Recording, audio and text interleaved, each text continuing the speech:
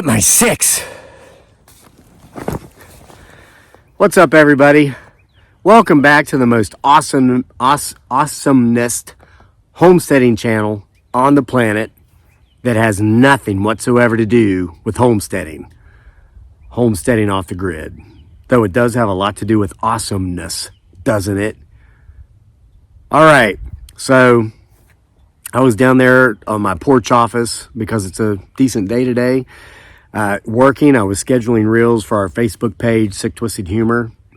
Thank you if you follow that page. We've got over a million of you on there. Appreciate that.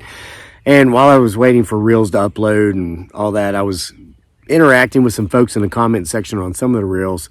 And so many of you from this channel on YouTube were coming over saying, hey, you forgot to make a YouTube video, or hey, I hope you go back to YouTube, or hope you make a YouTube video. So that's when it occurred to me, wow, I think it's been 3 or 4 days since I've made a YouTube video. So I apologize for my absence, and here I am. So I've been busy.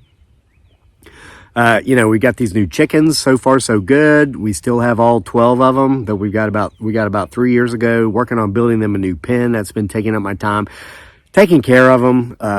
I'm telling you, I am convinced that chickens have x-ray vision. Every time I go out there to give them food or water, they see me coming and they just scream, "Big cock!" And I'm like, stop it. My God, you're embarrassing me. Hey, you think my life's easy, brah?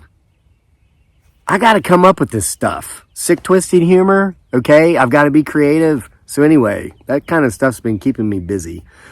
But other things, my buddy Heath from Heath's house came over on Friday. We spent the day together. He put my Beaver smoker together, like this $500 or $600 grill one of my sponsors sent me like a month ago that I was supposed to assemble and make a video of, but I suck at fixing anything or putting anything together. So I was behind on that, so Heath had to come do it. He had it together in 30 minutes. Then he also treated my bees. If you have not subscribed to Heath's house, please go do it. That dude is crazy. I mean, awesome. But I've spent the last week with him, and I have a bit of a cold from being exhausted and run down. Me and some of his other friends and some of the other guys that he coaches with, we've had this theory that he doesn't sleep. And so I was trying to figure out if he did or not. And I've spent the week with him. We went down to the Outer Banks together for 4 days last weekend. And I made myself stay awake to watch to see if he ever fell asleep. I'm telling you, this dude does not sleep. But he does 50 things a day. It's crazy. So anyway, I had to kick him out and say, hey, get out of here so I can have a day or two rest and make a YouTube video again and get some sleep and recover from being sick from exhaustion from trying to keep up with the guy, right? So anyway, listen, here's what I want to talk to you about today. I'm not ignoring your emails. I will get back to them, and I didn't print anything off because I wanted to talk to you about the passing of one of my heroes, one of my idols, somebody that I've looked up to for a long time, George Foreman, okay? 2-time world heavyweight boxing champion, the oldest heavyweight boxing champion in history. He won the title back at 45 years old, 20 years after losing it to Muhammad Ali in the Rumble in the Jungle in Zaire, Africa. George Foreman possessed a quality that, here's the thing about our heroes. Here's the thing about our idols. It's not necessarily that we aspire to be more like them in certain ways, which we do. I know that, or we wouldn't put them on the pedestal we do. But there's this connection we have with these folks. There's a way in which we can relate to them. Now, in what way do I relate to George Foreman? Why is it that he inspired me so much to the point to where, I read his autobiography. It's a book called King George, written by George Foreman. Highly recommend it. If you're like my wife and I, my beautiful bride dearly, aka Giggly Girl, and you like to watch movies every night or maybe a streaming series or something, watch the movie they made about him a couple of years ago based on his life story called Big George Foreman. I am so happy that they made that movie about his life while he was still alive and was able to see it. It never made sense to me how they wait until these great people die, and then 6 months later, this awesome movie about their life comes out. I always thought, wouldn't it be great if they made these movies before these folks passed away so they could see it and kind of get an idea of how much they meant to other people? And fortunately, they did that with the movie Big George Foreman. Highly recommend it. I've seen it. Here's what I can say about it. Two things. Number one, it is a great movie. And number two, it literally follows his life. Like Hollywood stayed out of it in that they didn't go in and change things around to try to politicize it or to try to make it more fantastic than it really was.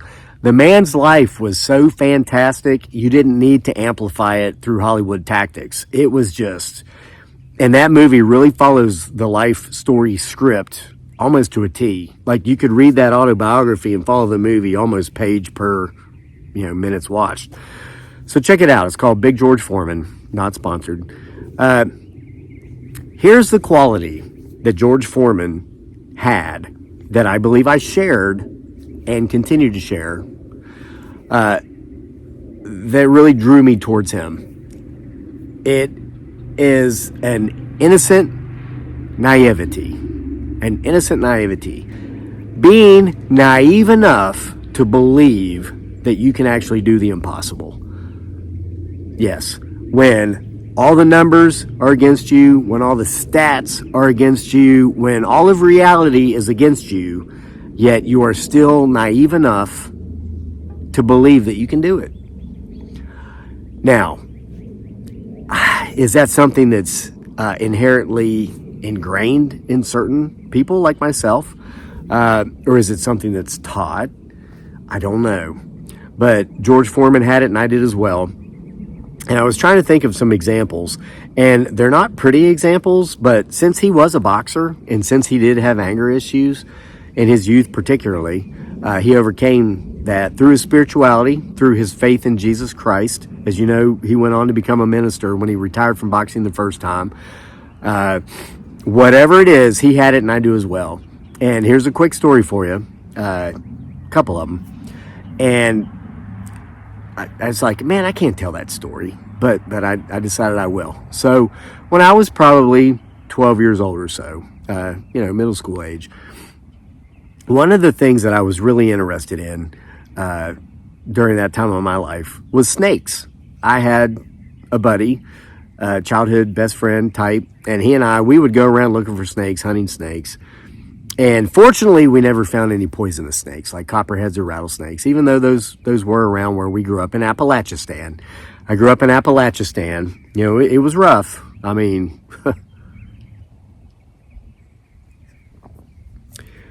so anyway, I was in my yard one day minding my own business, and there was this guy, another kid in the neighborhood, a couple years older than me, and he was a bully. He was a real piece of filth. That's how I'll put it, and that's how I'll leave it. I won't dox him. I know who he is. I know where he is. I know what he's doing. But we all make mistakes. I've got plenty of mistakes in my past. I've changed. I've become a better person. And I would like to give everybody else, I hate to say the benefit of the doubt because that sounds like a yuppie. And oh my God, yuppies. That's a topic for another time. That's a common expression for those folks, and I just don't like to use it. But I would like to think that individual outgrew being such a dirtbag, okay? But anyway, a dirtbag he was. He was about 3 years older than me. He was a bully. So I'm in my yard minding my own business, and I hear him yelling for me from, about 50 yards away. He's like, "Hey, Kevin, come here. We found a snake. We found a snake." And he's waving at me to come over, and I look over, and there's him. There's these two other boys. One's my age. One's about a year older than me. So he'd be in between me and this other guy. So I'm thinking, oh, a snake. So I got running over there. And they're at this ditch line, and one's acting like he's looking for a snake. And so I go over there, and I'm like, what kind is it? Was it a garter snake? Was it brown? Whack! This kid just punches me on the side of the face. Well, I just instinctively react, right?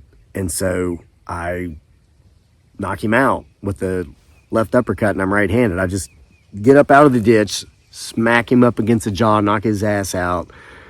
And I start digging around in the weeds for the snake again. Well, this bully looks at the other kid, who's this other kid's brother, older by a year. He says, "You're going to let him knock your brother out like that, and you're just going to sit there and not do anything about it?" So this kid pushes me down into the ditch and kicks me.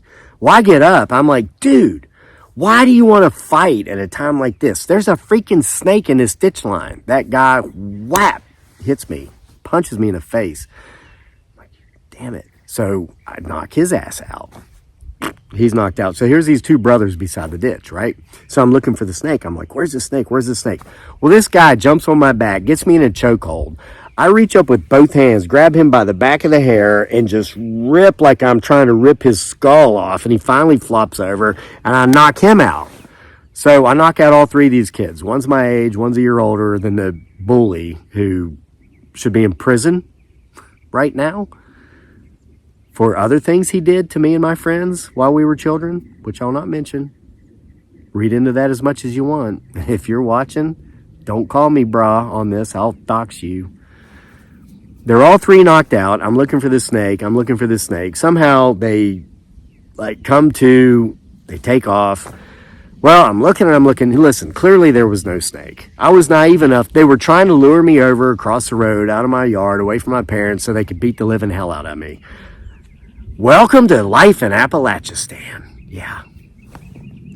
So anyway, I keep looking, and I see this old pile of wood there, and I don't know if it's where the state had come through and cleared the right of way along the ditch lines and the power lines, and there's just some wood piled up, and I see the tail of the snake slither up in there, right?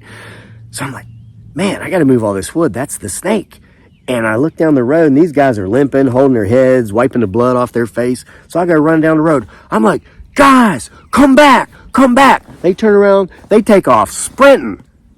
So anyway, it's kind of a morbid story, but I was so naive that I believed there was a snake there when there wasn't supposed to be. They were just trying to lure me over there to bully me and beat me up. But I found a snake. Now, later, in high school, I would participate in track, and I was never really that good at it. The first time I ran a mile without stopping, I was 15 years old. It took me about 3 months to build up to that. And the first time I ran a mile without stopping, as soon as I finished that mile, I dropped to my knees and I threw up. I just threw up everything. There was a guy that was on the track. He was a 35-ish, 40-ish year old guy who was over there just doing exercise, and he had a little clock over there, and he came up to me and he's like, "Are you okay?" He's okay. And later in life, I would actually, befriend this guy once I was an adult and everything was appropriate. And he and I would hang out a little bit when I would go back to my hometown. I'm like, "Yeah, I'm fine. It's just I've never run a mile before." And he says to me, he goes, "You just ran that mile in 6 minutes. How old are you?" And I said, "Well, I'm 15. He goes, "Keep running." And that guy will never know how powerful that was for me. His name was Tim. Tim, if you're watching, that's you. So I kept with it. I stuck with it. And 2 short years later, I became state mile champion in West by God, Virginia, 1991. My time was 4 minutes and 33 seconds. I would run the 2 mile as a high school student in 9 minutes and 56 seconds and go on to college on a full track scholarship. Trained for 2 different Olympic trials, never made it. But because of my track and field success, I became the first college graduate in my family. Both my parents quit high school. They were high school dropouts. I got an education because I was naive enough to believe, and here's why I won the state championship. And this is getting back to George Foreman, trust me. My sophomore year, we went to regionals, and the first 4 go to the state meet, the state tournament. I finished 5th, and people were laughing at me because the whole way to the meet, I was saying I was going to qualify for the state meet. So when I finished 5th, my teammates, and listen, this is an important group of people I want to talk about. Not all my teammates, but some among them. These were the cynics. These were the people who never put forth the effort that was required to succeed. But by God, they didn't mind sitting back and judging the folks who did. Because I put in the effort. It just wasn't my time. I had not put in the effort for long enough of a time, and I didn't qualify for the state meet. So these cynics, who today I will refer to as losers, because that's what they are, they were like, ha, ha, ha, you said you were going to go to the state meet. You didn't even qualify. You finished fifth, ha, ha, ha. And I turned around and I looked at them and I said, F every damn one of you. I'm not going to just go to the state meet next year. I'm going to win the damn thing, right? And then I stomped down out of the bleachers to get away from them. And there was this guy, very influential in my childhood. His name was Frank. He was actually one of the coaches for the rival school on the other side of the county of us. And his nephew was one of my main competitors, but also one of my best friends. This man, he was in a wheelchair. He was in an auto accident when he was 17 years old. He was in the back of a truck, got thrown out, got hurt, got paralyzed from the waist down for life. He had been a runner, very promising runner. But after his accident, he began wheelchair racing. And until he died in his mid-70s, he was an active, competitive wheelchair racer, and he was awesome. He was great, but he was very influential. And he says, Kevin, come here. So I go over and he goes, I heard you up there. I heard those other kids making fun of you. I heard them picking on you. And I heard you say you were going to win the state meet next year. And I said, yeah. He goes, do you want me to tell you how to do that? And I said, yeah. He says, okay. He says, if you make sure that you run every day and never miss a day, even if on the days when you feel like you don't want to run, if you just go out and run 2 miles, go out and run 2 miles. And if you do that between now and next track season, you'll not just go to the state meet, you'll win it. He told me that. And I respected this guy. This guy, in the summers, he would take his time to take me and his nephew and some of our other friends all around the state of West by God, Virginia, to run various road races, 5Ks, 10Ks. You know, I look at what I do now as a coach, and Coach Forbes, Heath, over at Heath's house. I was trained to do that by guys like Frank. Frank, in a wheelchair, couldn't walk anymore, but he never gave up. He continued to compete. He continued to inspire, and his legacy continues through me, because here I am, a 51-year-old man volunteering to coach year-round, except summers. Of course, we do camps then, all on a volunteer basis. So that just shows how far the influence of people can go. So anyway, I thought about it. I thought, well, gosh, that just doesn't make much sense. I'm not going to be able to run every day. I mean, it's going to be too hot some days. It's going to be too cold some days. I'm not going to feel so good someday. Something's going to come up. I'm going to have schoolwork. And I always worked. I started working when I was 15 years old. I was a lifeguard at our local pool for 7 summers. Worked my way through college. Had to take out student loans and work. And I did get some money for running track on a scholarship. My father's attitude, by the time I was in college, he was making good money. He had worked his way up through the School of Hard Knocks, but he refused to pay for it. He refused to, help with utilities, food, vehicle, transportation, because he always said that my college education was going to benefit me, not him, and so he wasn't going to pay for it. I am taking a different stance with my son, but that was the cards I was dealt, and I dealt with it. So I incurred debt and worked 40 hours a week on top of going to college, 20 hours a week, and running track and cross country. So anyway, I didn't take Frank's advice. We went into the next cross country season. That was in my junior year. And once again, I didn't qualify for the state meet. I think the top 6 at regionals went to the state meet, and I finished 8th. And Frank pulled me aside again. He says, Kevin, remember what I told you. If you run every day and you never miss a day, and when it's too cold, the snow's too deep, because again, this is Appalachian, brah. I just went down and saw my buddy Jonathan, who had hip replacement surgery down in North Carolina 2 weeks ago when I went to the Outer Banks with Heath. He told me he just went back to West by God, our hometown, like last weekend, and it was snowing.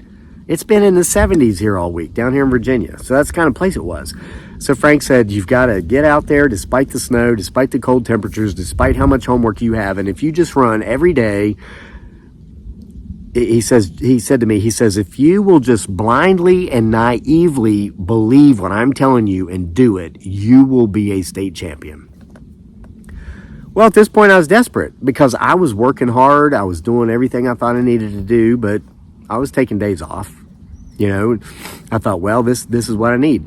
So from the end of that cross country season, which ended in November, until the following track season started, which starts in March. So November, December, January, February, March, 5 months. As a 16-year-old kid who turned 17 that November, there were only 2 days in that entire period that I didn't run. The rest of those days I ran. And track season came around, and beginning of the season, the first meet, I shattered my personal best record. Went 18-5 as far as wins versus losses goes. Qualified for the state meet. Finished fourth in a regionals. Came from a strong regional. You had to finish in the top 4 to go to states. Finished fourth. Wasn't considered even place. Out of the 16 finalists, there were 8 guys in that field that had all run faster than me. Some of them as much as 10 seconds faster than me. But on the day of the finals, I won. I won a state championship. And about 2 years later in college, I had a college track teammate who was at that meet, and he said to me, he goes, "You know why you won that race?" And I said, "Why?" And he said, "Because you were dumb enough to think you could. That's the only reason you won. You were dumb enough to think you could." Well, he was one of these cynics who doesn't want to do the work required to be successful, but wants to sit back and judge everyone else who does. Well, and of course he ends up being a lifelong loser, right? He's a little bit older than me now, and he's a loser. He's always been a loser. He'll always be a loser because he had that loser mentality. But when he said that to me, and he meant it as an insult, I wasn't going to let him get away with it. I looked at him and I said, "You know what? You're exactly right." And he was, because it goes back to that innocent naivety of being naive enough to believe you can do it. Because here's what happens when you're naive enough to think you can do something. You do it. You do the work required to be successful. When everyone's saying, "Oh, you're stupid, you're wasting your time, that's not going to happen," you can't do that. But when you are innocently naive enough to look for that snake in the ditch, when all that was one piece of crap bully lured 2 other guys that probably didn't think too much of you into beating your ass. There was no snake there, but somehow I found one. But when you're naive enough to believe, you'll find a snake that's not there. When you're naive enough to believe that if you work hard enough and do the work, you'll win a state championship, and there you go. Wow, it happened. And now let's transfer that today, how that's helped me through adult life. I've been naive enough to believe that I could succeed as a social media content creator. And I've been doing this for 15 years, and when I started, until now, people are like, "What? That's for 20-year-old chicks with hot bodies who can twerk and look good in bikinis and blah, blah, blah. You're an old man. All you do is sit around and tell stories. Half of them you make up." Half? Are you sure about that number?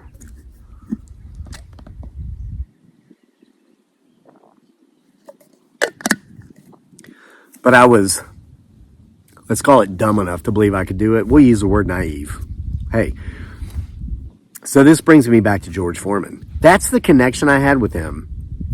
So he gets beat by Ali, and then he gets pummeled by, oh gosh, what was that one guy? Sorry, I can't even remember his name. But he had 2 fights after Ali, and it just wasn't coming back. And he had this, he had this come to Jesus moment where he felt led to be a preacher, to be a pastor. And so he did that. And he started a church in Houston, Texas, his hometown. And listen, he grew up dirt poor. And so he's running this youth center where he's inviting, teenagers to come and train. They could play basketball, they could lift weights, they could box, they could do anything athletic. He was trying to give them a place to come in and be off the streets, because in his youth, he was a thug. He would, go around with his buddies, and he never really beat anybody up, but he would hold the people while his buddies robbed them, because George was a huge guy, 6'4", man, like 220, 230, as like a 16, 17-year-old kid. And that's how big he was when he was boxing, won the Olympic gold medal, 1968, I think.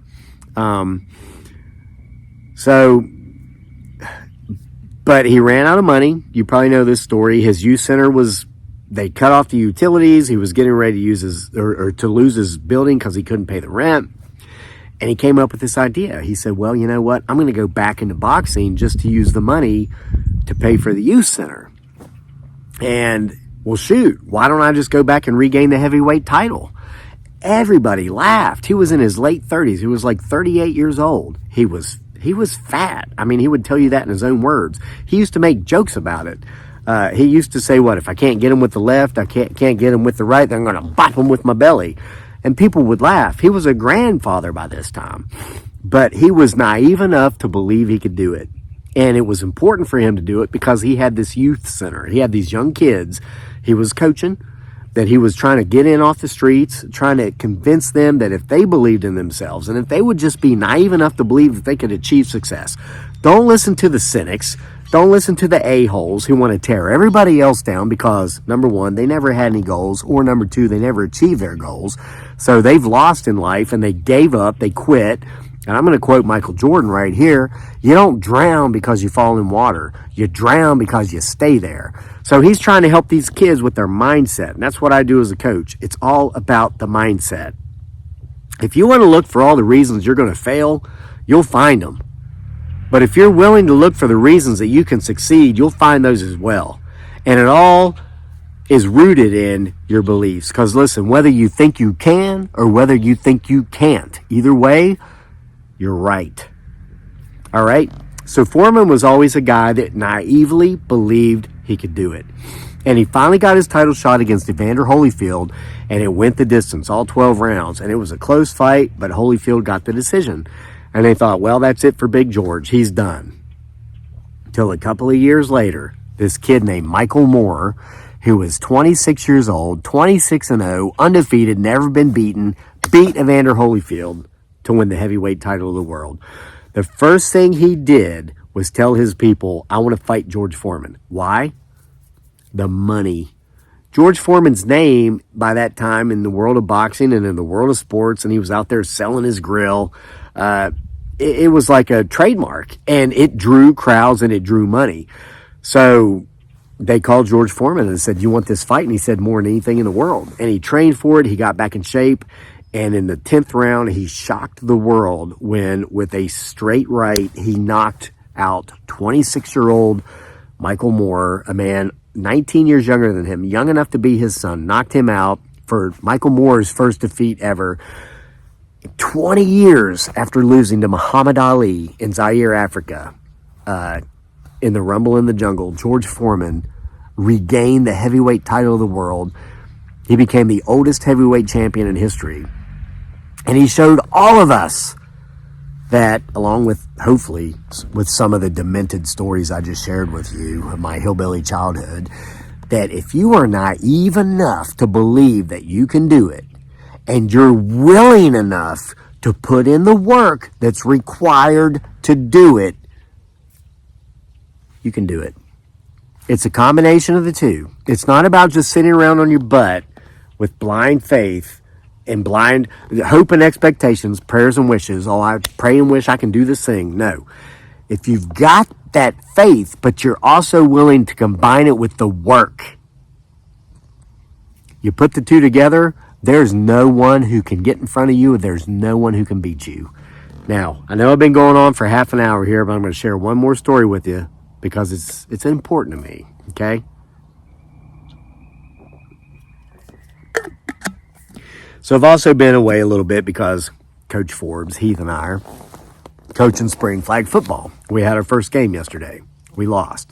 I don't care. I do not care. This is terrible because I know some of my kids watch this show, like the kids I coach. I don't care if we lose the next game. I don't care about the first two games of the season. I care about the last two games of the season because that's the playoffs and the finals. And we had the same thing in our last basketball season. We lost our first two games, but then we never lost after that, and we went to the finals and we won by a point. Because there's so much learning about the team, the players, the positioning, and all these things in that first two games. You figure out what's going to work, what's not. So anyway, so we're going to the game. And it's flag football. There's no tackling, no contact. You got to pull the flag. And so I said to my son, Daniel, and he's the quarterback, I said, Daniel, you played tackle football last fall, right? That was his first year playing tackle. He had a great season. We went 7-1 in the regular season. We were 6-0 at one point. Lost the last game of the regular season, won the playoffs, but then lost to the team that beat us. They beat us by 2 points in the last game of the season, beat us by 2 points in the Super Bowl. And Daniel's biggest problem last year was that he was afraid to run across the line of scrimmage. He's a hell of a passer. He's got a cannon for an arm. But he doesn't realize that he's bigger and stronger and faster than most of his peers. He's always played flag football, and he's always been scared of getting tackled. Now, he got tackled a lot last year. He got sacked several times last year. He got sacked once by 3 guys. One was 6'6", 270. He got up, he went back into the game. He had to set a couple of series out after that, but it's all a progression. It's a learning experience. My son's, he's in 8th grade, but he's bigger now in 8th grade than I was when I graduated high school. He's 10 pounds heavier than I was when I graduated high school. He works out, he lifts weights, he takes his football seriously. So in my mind, I'm thinking, how can we use this season to help him get over that hurdle for next tackle football season, right? So I said to him, I said, hey, Daniel, you know that if you just run in a straight line as fast as you can, the only way they can stop you from scoring a touchdown is to pull your flag, right? He says, well, yeah, of course, Dad, duh, flag football. I said, all right, so we have this one play. In flag football, the quarterback is not allowed to run. Even if people are coming back trying to get his flag, the quarterback is not allowed to cross the line of scrimmage. Whereas, of course, as in tackle, you can. So we have this one play design where someone else takes a snap. Like we'll move the running back over, they take the snap, and then they'll pitch it to the quarterback. Well, then after that, the quarterback can either pass or run because technically he didn't take the snap, so he can run if he wants to. I said, that pitch pass option play we have? He's like, yeah.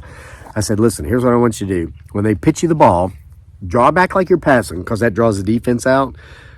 Tuck that ball and run. And here's what I want you to do. Run in a straight line as hard and fast as you can. He says, Dad, they're going to catch me. I'm not that fast. I said, number one, you're pretty daggone fast. Number two, they have to pull your flag. I said, they can't tackle you, right? He's like, well, yeah. So he doesn't have that fear. I said, God be with any of those kids that want to get directly in front of you running full speed and grab your flag. What I'm telling you is run in a straight line as fast as you can and you're going to score a touchdown. He's like, okay, I'll try. So we come out of the second half. We're down by a touchdown. First play, we do that pitch pass option. Snaps it to the running back. He pitches it to Daniel. Daniel goes like this. Then he tucks it and he starts running. He starts running as fast as he can. Well, this kid from the other team gets in front of him and knocks that kid. And I told him, I said, just don't lower the shoulder. Don't do any stiff arms. Just run. Just run as fast as you can. Well, he knocked that kid 10 yards that way. So he's running in a straight line. This other kid comes up, gets in front of him. Man, just the sheer force of Daniel's speed and size and mass knocks that kid out of the sidelines. Every other kid on the defense after that got the hell out of his way, and Daniel ran 80 yards for a touchdown because he was blindly naive enough to believe that he could, and he did, and it worked. That's a lesson that George Foreman taught us all. If we're willing to listen to the lesson, if we're willing to observe, sit in a classroom and watch, nothing is impossible unless you believe it is. Then yeah, of course it is. But anything is possible when you believe it is, because whether you believe you can or whether you believe you can't, either way, you're right. And George Foreman spent 76 years on this planet showing us that. Let's let that lesson live on past his death. Thanks for being here with me for a very long-winded video about nothing. Or was it about something pretty deep? You decide. Let me know in the comments below. See you for more next time.